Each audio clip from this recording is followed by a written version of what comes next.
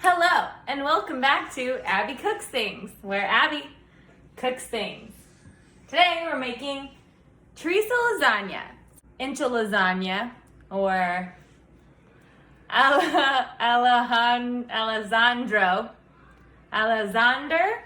Lasagna.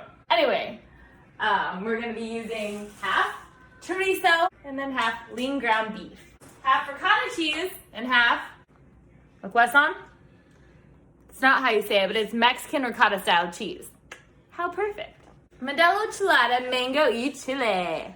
In my elaborate, but not too gaudy, pineapple glass with tahini on the rim. I pretend that I'm in an exuberant, overwater bungalow, somewhere tropical. You're not. Instead of in my kitchen, slaving over lasagna in an epidemic. I already got something on my shirt. I always get too much, so this is 5 pounds of chorizo. Gloves that I got from my parents' dental office. I use it to dye my hair, but they're powder-free latex gloves, so I'm gonna pop those on. Thanks, Mom and Dad. All right, Steven, come here, open up. And just get in there. Yeah.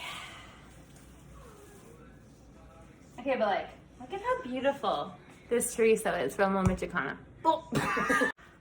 It's cold. Just let your meat sit out so that it gets room temperature and you don't lose your fingers to frostbite. Okay, so now you make the ricotta mixture with mozzarella, but sometimes you go to the grocery store and you forget something and you get to your car and then you weigh the pros and cons of if it's worth going back in for that item, and mozzarella, you weren't worth it. You lost. Fiesta blend. I get my eggs from the Dallas Farmers Market because it's a fun little game because most of them have 2 yolks, but some of them don't. So every time you crack, you know what you're gonna get. So it's like 2 for 1 deal. You know how I like deals. Mix it up. There's measurements, but I just like to go with it. With Fiesta. Mexi. Because this is a party. Fiesta blend. What does it say? Cheese. Mixed with? Eggs. I don't have any fresh parsley, and I did randomly buy. Spilling it everywhere. It is now everywhere. Chervil online on Amazon, just randomly one night. And I got it from a farm, so it's real fresh. So it smells great. Put some of that in there. Boop, boop. Just a boop boop, that's all it needs.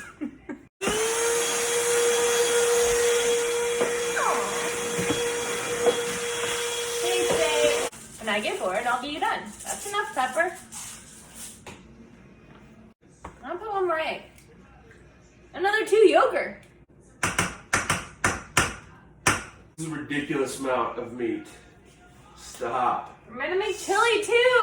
Tip I learned from Taco Bell is if you add a little flour, I have this fancy ass blue cornmeal, so I'm just gonna sprinkle a little bit of that on it. This helps just bind the meat together. Now you should have 2 fully cooked pans of definitely too much meat. Can you smell it? Now transfer to a pot that you hope is big enough. If it's not big enough, you've done this before and you bought a backup pot. Okay, so next, put all the meat in a pot. It all fit. I'm gonna do half tomato sauce, half red enchilada sauce. Check out that power stance. We gotta get a good base. What's important is the Las Palmas. A little bit more of this.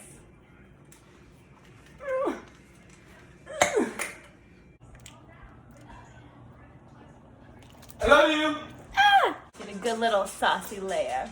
Lasagna is a good representation of a multifaceted personality. You got a lot of layers, some meaty substance, a little cheesy, and a little saucy.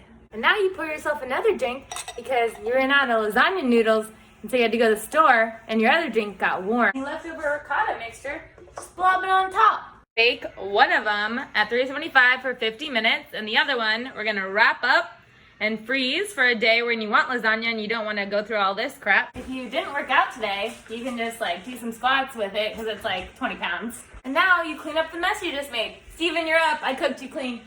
Shit. Oh yeah, she's got a great personality. Look at that. Massive. Holy shit. Yes. And we'll be eating lasagna for the rest of our lives.